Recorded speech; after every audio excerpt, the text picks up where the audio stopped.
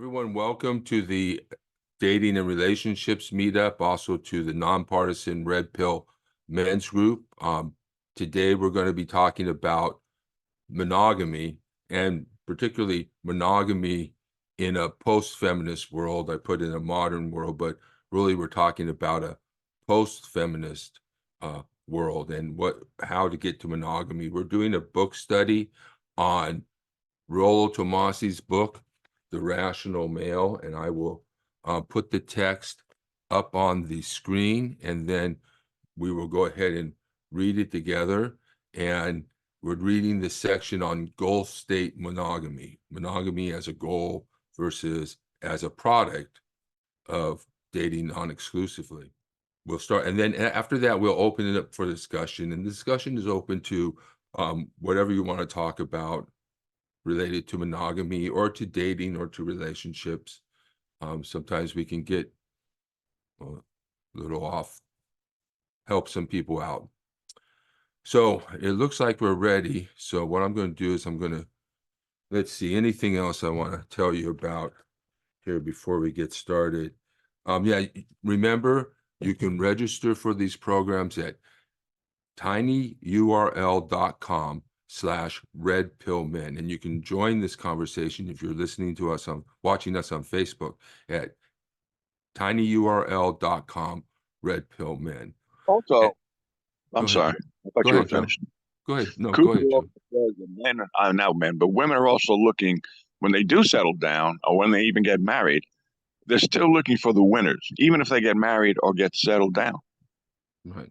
If in other words, if and this happens in the natural world with birds, I think it's the blue jay or one particular species of birds that if the female lays eggs with one particular bird, Mhm. right?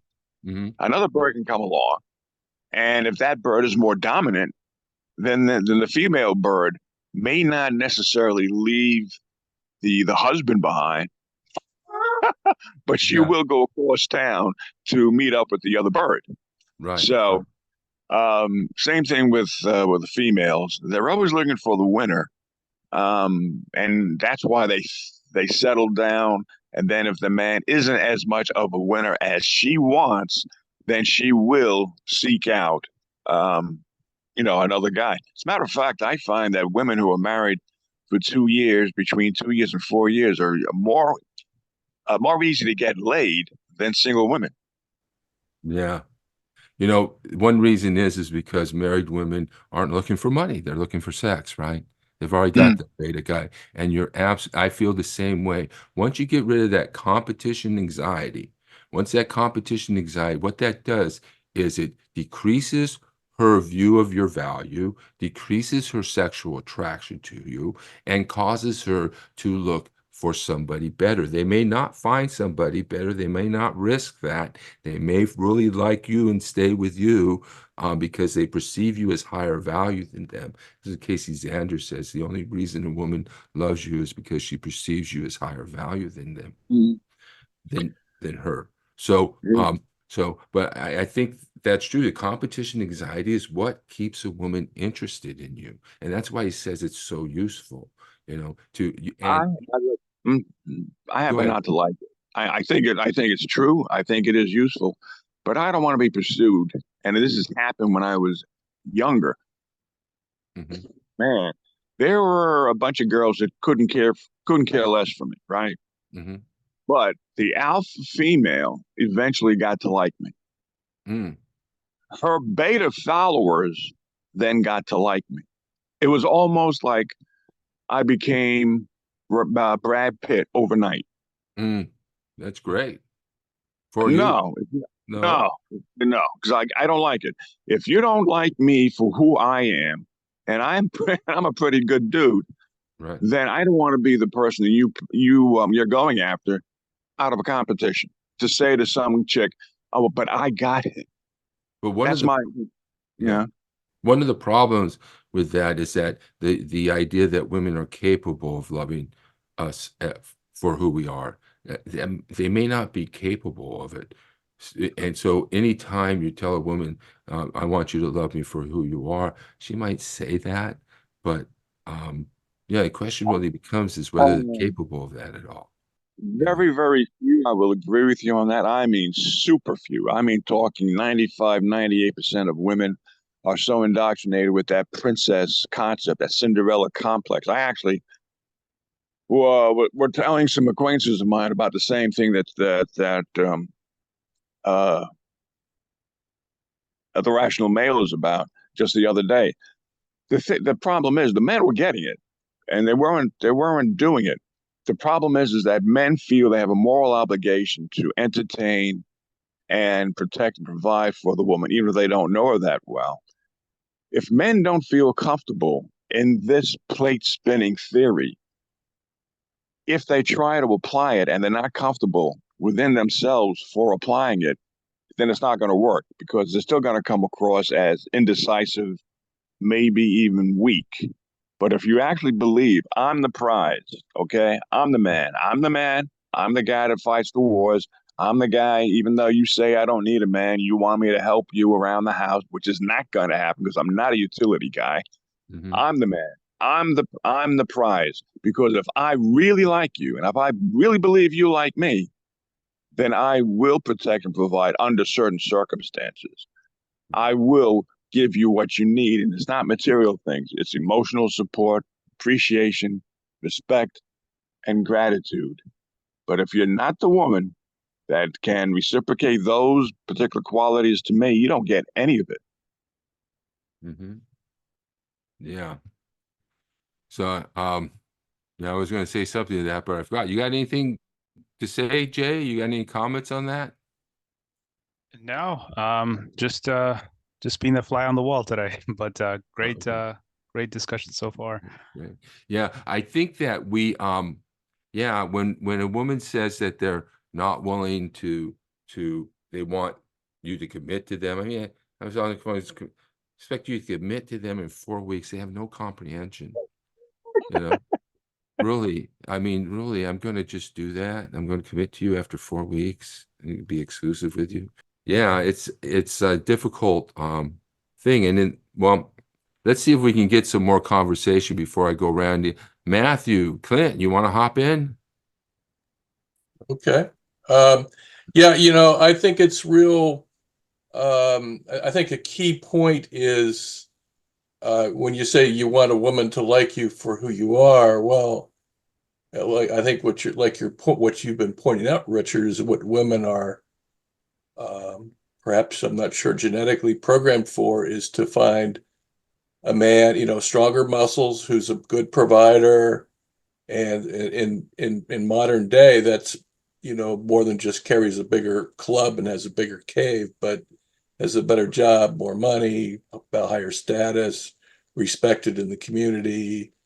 So they compete for that, and unless women learn to start to change their mindset and start looking for genuine connection and valuing each individual man as individuals and how they think and how emotionally supportive they are and their interests and thoughts and ideas that they're just going to be stuck in this old paradigm and you really got to question whether I think particularly as men get experience in life and get older and start retiring, and the women are becoming more educated and earning as much as or more than the men, then it's just not going to work the same way anymore. So I think those are some Yeah, I thoughts that think are going through my head right now. I'd like to respond to Clint when you're finished, Rich. okay. Well, I would say that yeah, it's not going to work. I mean, if women are making just as much, if not more than men, how are they going to find a man who makes more than them? And why would they do that? They don't need that. And I really think that it's abuse. I mean, women would say, well, we need protection. We're the ones who bear the children, blah, blah, blah, blah, blah, blah. Look, you're 60 years old. You're not bearing children. Okay. Your kids are grown, you know? I mean, I understand a woman's looking for a man who may provide. They really should look for potential. think one of the mistakes my high school sweetheart made was jumping off to 30-year-old guys. Almost, I think she became a prostitute or something. But you know, the guy standing in front of you, maybe only 20 years, maybe at the beginning of his life, but he's going to go to college. He's going to become a lawyer. You know, he's going to be good. He's good looking now. He's going to be good looking when he's 60. You made a mistake, you know? And I've asked these women this, you know, do you want a man or do you want a car? You want a disposable income? You want to travel? Even things like I want a travel partner. I want somebody to wake up with. I want somebody to go to church with. I want somebody to talk to. I want somebody, you know, all that junk that they want is just accessories. You know, the kid, they don't want the Ken doll, they want the accessories. The man's interchangeable. And I said, do you want a man? You know, do you want all that other crap? Or do you want a man? You know, a man's here to make love to you. A man's here to hold you. A man's here to protect you. A man's here to be your lover and partner. Do you want a man? Or do you want all that other shit? You know? Go ahead, Joe. I'm glad you stated you made the last statements about do you want a man or do you want the other shit? Now, my response to both you and Clint is that, Clint, you were talking that women have to change their attitudes. Well, yeah, but as long as they have the option of always looking for the men who are willing to give them the money and willing to climb up the ladder in order for them to feel that they are worthy enough of getting these women, they're not going to change. It's men who have to change. We have to say and realize it and know it in our bones. We are the prize. When I make my money, it's not for you. It's for me. What do you have to bring to the table to make it worth it for me to give up my money to you? Yeah. And you say it in a way that you're doing it as a proud man, not as a man who's trying to change your mind, because he's not going to change your mind. You're saying it in a way, look, if you don't bring something to the table, hasta la vista. That's right. Yeah, I I tell agree them. with that. Go ahead. You know, what I was saying when I said women have to change, not that a specific woman has to change, because you can't change someone. You can maybe help them change if they want to change, but that's running a risk. Really, they're showing you they're not the kind of woman that you should be wasting your time with if they still have a different dinosauric, I think, or no longer relevant mindset. And so you're wasting your time and money and energy and opportunity lost cost of who else you could be with or looking for to be with. And so and my other point is, as far as a way to approach this, one thing that I think that works, that helps me is, you know, I post events, concerts, or whatever I go to. I mean, I don't take selfies of myself out on a date and post them to Facebook. I don't particularly necessarily mention who I'm with, but I let it be known that I go places, I do things, I'm with groups, or sometimes I'll list a restaurant and not indicate who I'm with. I make it clear that I'm out and about, and I think that's a great way of letting people know that you're a high value man, worthy of competing for. And you're not a player, but you don't have to necessarily even bring it up individually with somebody, certainly at the beginning, because a lot of people have access to social media. They can see that, you know, you're not stuck in a corner somewhere and just hoping that they'll say yes to go out on a date with you. You've got plenty of other options. So. Yeah, I think you're absolutely right there, Clint. You know, one of the things is I wanted to say to Joe is that women, sometimes I tell them when I say I'm the prize, your ass is not the prize. Women think their ass is the prize. What are they bringing to the table but their ass? And they're trying to get the max for it. No, we're the prize. We're the ones who you're looking for money. We're the ones who you're looking for protection from. You're the one. We're the man. We're the man, you know. And I often tell women, I want a woman who wants a man to love and hold, not for all that other junk. And women, I think, do have to change. I mean, I don't think that. I think we have to change. We have to change to force women to change. There you go. Yeah, we need a space to pursue our interest, particularly our interests in relationships with women. And so, and then the opportunity cost that you spoke of, I mean, that's huge. Every time we go on this one guy at a time train ride, we're heading for a train wreck. And then we're going to be without anybody. And that puts us in a state of sexual scarcity, which I think women benefit from. Women benefit. And it's like an extortion racket.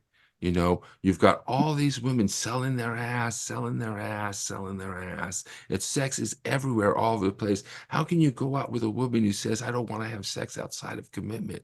I'm like, you know, what world do we live in? Have we gone through the sexual revolution already? You know, so and yeah, so those are some of the things. Go ahead, Joe. Let's not forget that men believe that they should pay, but traditionally, the woman's family used to have to pay a dowager's fee in order to get married. So it was the woman who had to show that her family and she herself was worth it monetarily. This is a relatively new phenomenon about women believing that men should have to not just protect and provide, but have to entertain and pay for everything. And men go along with it because that's what we've been taught. I've had to tell men, you are who you are because you've been conditioned to be a gentleman. The daughters, I mean, the sons have been taught, um, hold open the doors, pull out the chairs, be the gentleman, protect and provide. And every time I ask somebody, what have you been teaching your daughters, or what have your uncles been teaching your nieces about how to treat a man? Nada, nothing, nothing. Right. I like what Robert said. For those women who feel they don't need a man because they love their vibrator, or I would say they can go get a male prostitute. They should consider that a vibrator or a male prostitute will not love them back, or a male stripper will not love them back. You know, and that's one thing I found that women. I had a woman call me, and for me, I don't want to go to bachelor parties or anything like that. But this is a woman who's still in shape. She wants to do all that stuff. You know, so when you put up your whole shoes, you know, give me a call.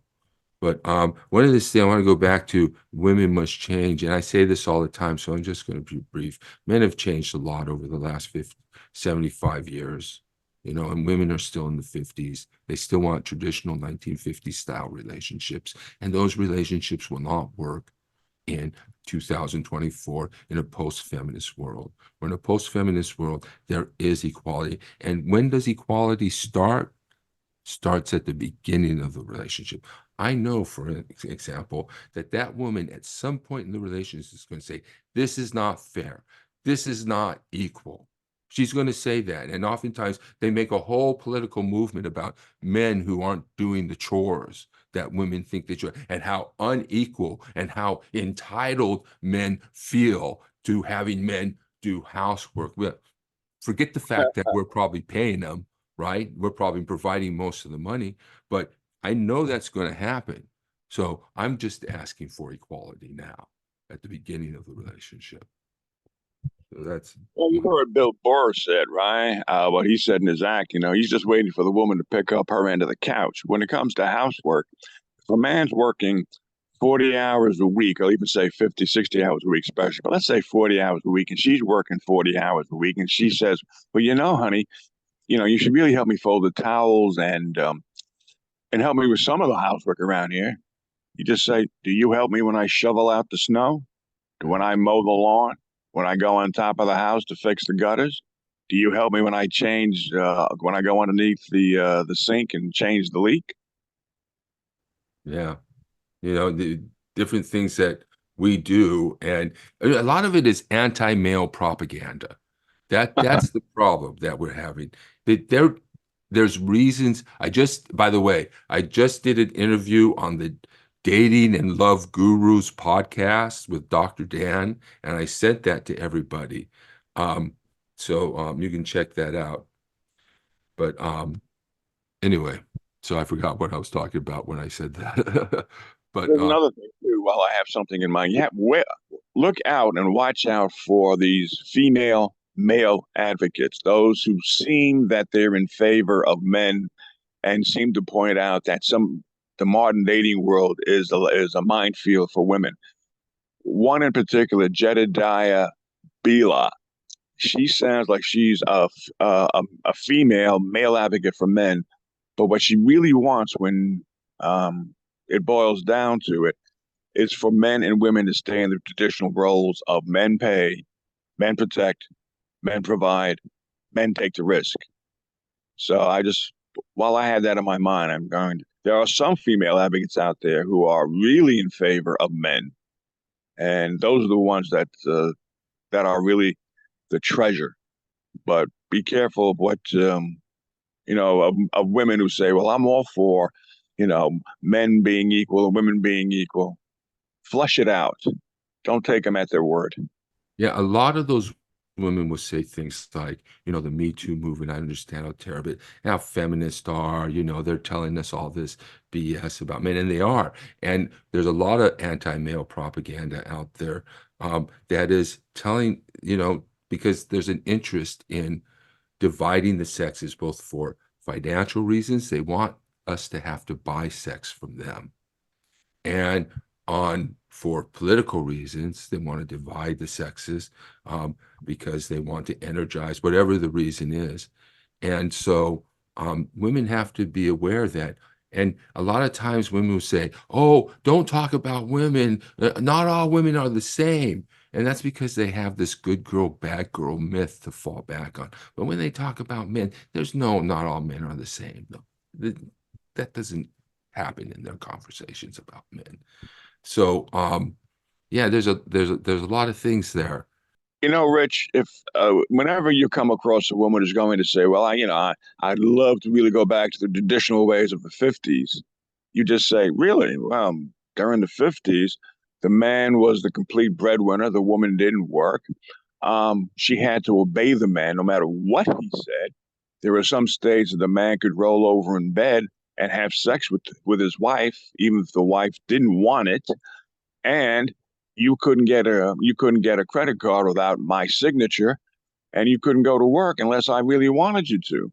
You really want to go back to that era and see what they say? Yeah, no, they want everything. They want what they want, and they want their cake and to eat it too. And that's where men come up. That's why I'm thinking of making this shirt with our little nonpartisan red pill emblem on the front and the back say, "Don't pay women for that." I don't know if that would sell or not, but I'd wear it. Too, Jay wants to jump into men Okay. don't want this. Men want intimacy, and I'm done with that. And I'll let Jay come in if you want. Come on in, Jay. You have something to say? No, not really. I mean, I'm just kind of just vibing with everything you guys are saying. I'm hoping that we have more luck going forward. Seems like some of you guys have been burnt with paying for things and not really seeing any returns. And I think we've had some good discussions on like how to spot these red flags early on. I mean, paying for dates is, I think it's the oldest scam in the book. Especially now that you go on TikTok, you see women actually being open about paying for dates, and like they don't expect the men that they're attracted to pay for dates, right? And I love TikTok. You can say how what a scourge on humanity TikTok is, but there are a lot of honest women out there that are putting the game out there for guys to learn from, and you'll see like some girls were honest, like, yeah, the guys that we're attracted to, they're not paying, right? And like you hear this, like, wow, so this whole chivalry thing that we've thought that women all want is a scam. It only applies to men that attract you. So chivalry goes out the door when she's attracted to you. So and it's like, wow, when you hear that, it's like, whoa, mind blown. So whatever they want you to do the opposite of that, right? Yeah, so just keep that in mind as like a rule of thumb.